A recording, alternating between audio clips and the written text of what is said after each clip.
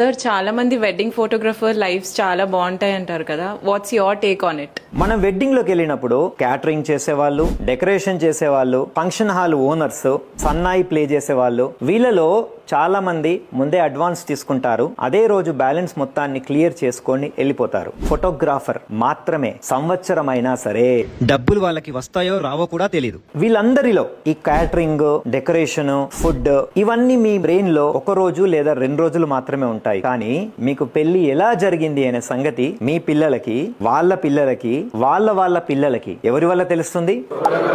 అయినా సరే అందరికంటే లాస్ట్ మనకే డబ్బులు వస్తాయి. ఇంకో ఎమోషనల్ స్టోరీ కూడా ఉంది. అదేంటంటే అందరికంటే ఫస్ట్ వెడ్డింగ్ హాల్ కి వెళ్ళేది మనమే, అందరికంటే లాస్ట్ వెడ్డింగ్ హాల్ నుంచి బయటకు వచ్చేది కూడా మనమే, అందరికంటే ఫస్ట్ ఫుడ్ చూసేది మనమే, చూసేది మాత్రమే మనం. ఎందుకు? ఫోటోస్ తీయడానికి వెళ్తాం, కానీ ఏది మిగిలితే అది లాస్ట్ కు తినే వాళ్ళం కూడా మనమే.